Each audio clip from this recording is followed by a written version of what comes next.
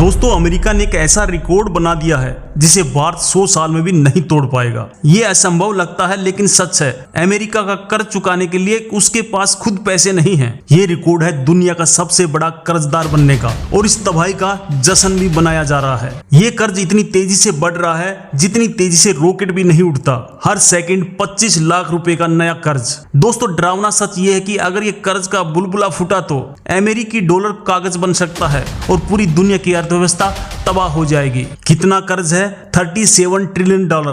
भारत की पूरा विदेशी मुद्रा भंडार भी इसके सामने एक महीने नहीं टिक पाएगा और इसका सिर्फ ब्याज हर रोज 3 बिलियन डॉलर यानी 25,000 करोड़ रुपए। इतना तो हमारे चंद्रयान मिशन का कुल बजट था। सच ये है कि अमेरिकी ड्रीम अब अमेरिकी डेबिट यानी अमेरिकी कर्ज बन चुका है। क्या एक टॉप बिजनेसमैन होकर भी ट्रंप इतनी सीधी सी आर्थिक नीति नहीं समझ पा रहे या वो जानबूझकर अमेरिका को डुबो रहे हैं?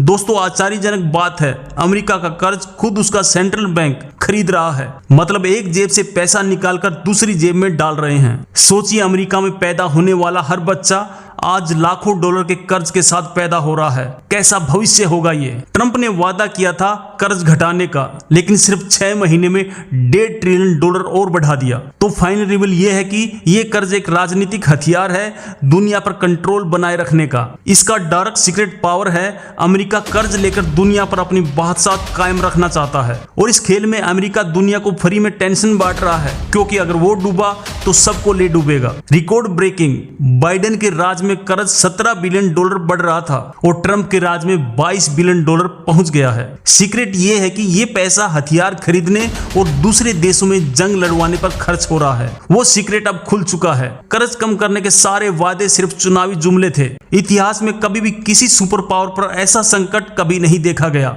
दिमाग घुमा देने वाला सच, अमेरिका की पूरी अर्थव्यवस्था भी अब उसके कर्ज से छोटी पड़ गई है। जीडीपी से 130% ज्यादा कर्ज। चौंकाने वाला सच, भारत और चीन की पूरी दौलत मिलकर भी अमेरिका के इस कर्ज को नहीं बचा सकती। ये कहानी हमें सिखाती है कि चाहे देश हो या इंसान, उधार की चमक हमेशा धोखा देती है और इसके पीछे वही शख्स है जो इसे खत्म करने का वादा करके सत्ता में आया था, डोनाल्ड ट्रंप। ये एक माइंड गेम है। ट्रंप इसका ठिकरा दूसरों पर फोड़ रहे हैं और आम जनता इस खेल में पिस रही है। ये सोचना भी नामुमकिन है कि दुनिया का सबसे शक्तिशाली देश असल में उधार की जिंदगी जी रहा है। आपको क्या लगता है? क्या ये अमेरिका के अंत की शुरुआत है?